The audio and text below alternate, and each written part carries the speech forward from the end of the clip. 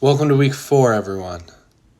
I officially reached out to Pushan again to get a statement from his team, but no response. I don't think he understands what I was asking for him. Shout out the language barrier. So I reached out to the worst possible option. After a failure to hear from Pushan, I had to reach out to the other 3-0 team, Mickey Mouse Rob, and this is his official statement. Please pause to read. Fuck Rob. Now that that's over, let's get into the actual predictions here. So in our first matchup, Briggs is a 5-point favorite over Cal. Cal 2-1. Your streak might end here though, bud. Briggs' team is looking pretty solid with Tyreek playing as well as he is. Briggs needs JT to come back because his RBs are sketch, but and Higgins and McCaffrey have good matchups. Never mind. I'm not taking Briggs. I'm taking Cal here. Let's go, Cal. This is a win for you, buddy. 3-1. Let's go, baby.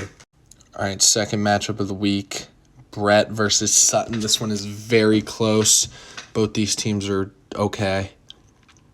Brett, a lot of big play potential with Pollard, Jacobs, and Keenan Allen. Zay Flowers against Cleveland is going to be sketchy. Sutton might get Eckler and Ayuk back. He's starting both Miami running backs, which feels like that's not going to happen against the Buffalo defense. Brett hasn't gotten anything out of Watson so far this season. Deshaun Watson had one good game, and he's kind of injured. Christian Watson hasn't played yet. If Ayuk and Eckler play, this is easily Sutton, but actually, yeah, I'm going to go Sutton. I think at least Eckler plays and Sutton takes the win. Sorry, Brett. Your team's looking iffy. Oh boy. So we got some huge spreads this week on matchups. This is the first one. Hayden's a 15-point favorite to Scott. What a shocker. Scott's projected to lose because Najee sucks. He's starting CJ Stroud against Pittsburgh. I mean, that's horrendous.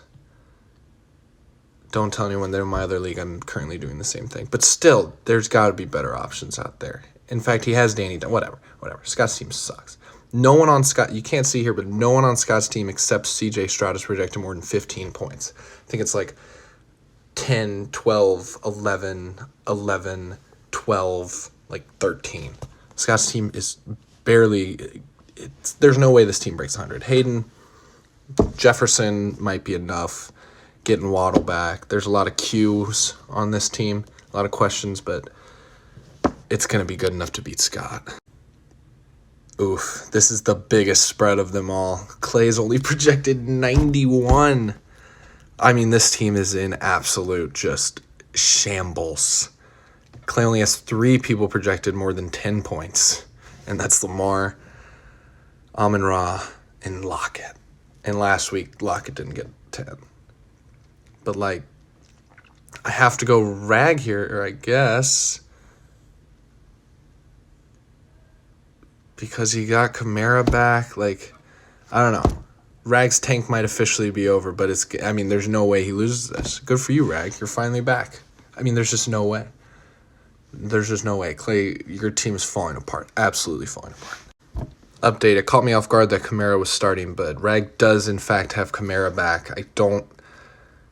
I guess he's gonna get most of the touches, so that even helps Rag more here. Rag by 1 million. Good Lord. Third straight huge spread in a row. Pushan is a 23-point favorite against Maish. I mean, Maish was projected 113, which is pretty solid in a 14-man league. Pushan being projected 135 is criminal. This is insane. Obviously, I'm going to take Pushan here because he's a wagon. But, I mean, Maish is plugging in Green Bay wide receivers, and if Aaron Jones plays tonight, I mean, even if he doesn't, Pushan can just plug in Jacoby Myers. I mean, Pushan has an advantage at every single position except for Travis Kelce. I mean, this is Pushan easy. Second to last matchup, and what a shocker. Rob is an underdog because his team's garbage. Mikosi, I keep saying this every week, your team's just solid, nothing crazy. Jamar Chase is good. Running backs are iffy. Russell Wilson, Cortland Sutton stack is crazy. But maybe they'll have a big week. Big week against Chicago. That's when spin zone, Makosi.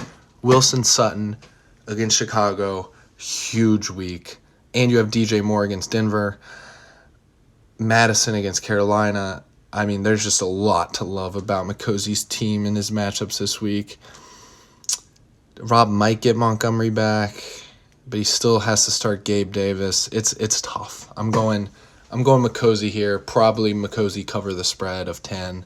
Sorry, Rob. First loss. I appreciate your statement earlier, but the first loss for the Pretzels.